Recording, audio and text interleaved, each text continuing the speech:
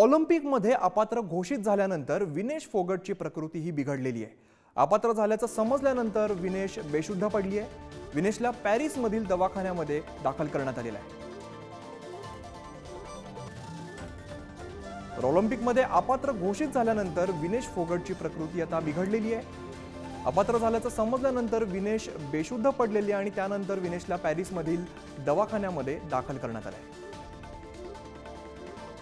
उमेश करंजकर आमचे प्रतिनिधी अधिकची माहिती देतात। उमेश, ऑलिम्पिकमध्ये अपात्र घोषित झाल्यानंतर विनेश फोगटची प्रकृती बिघडल्याची बातमी समोर येते। खरं तर धक्कादायकच आहे, त्याबद्दलचं काय अपडेट आहे? अमित, आपल्या सर्व भारतीयांसाठी धक्कादायक अशी बातमी आहे, कारण विनेश फोगाट यांच्याकडून सर्व भारतीयांना अपेक्षा होत्या गोल्ड मिळेल अशा प्रकारचं कालपासून आपल्या भारतामध्ये वातावरण पाहायला मिळतं। मात्र अचानक ओव्हरवेट झाल्या कारणाने त्याला या कुस्तीतून जे आहे ते बाद करण्यात आलं। त्यानंतर सर्व भारतीयांमध्येच आपल्याला एक निराशा पाहायला मिळाली।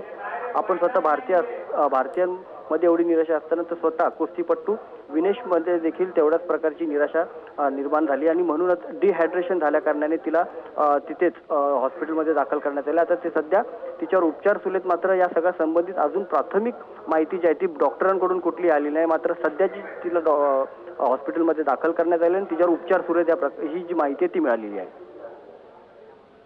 निश्चित अपात्र झाल्याचं समजल्यानंतर विनेश बेशुद्ध झाल्याचं सांगितलं जात आहे। दवाखान्यात ठेवण्यात आलेलं आहे। डॉक्टरांकडून त्याबद्दल काही माहिती मिळते का?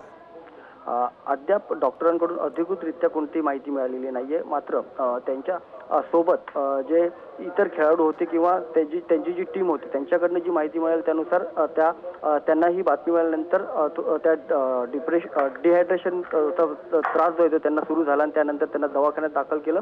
तिथं त्या बेशुद्ध असल्याचं डॉक्टरांनी सांगितलं। मात्र त्यांच्यावर उपचार सध्या जे आहेत ते सुरू आहेत। निश्चित उमेश, धन्यवाद या सगळ्या सविस्तर माहितीसाठी।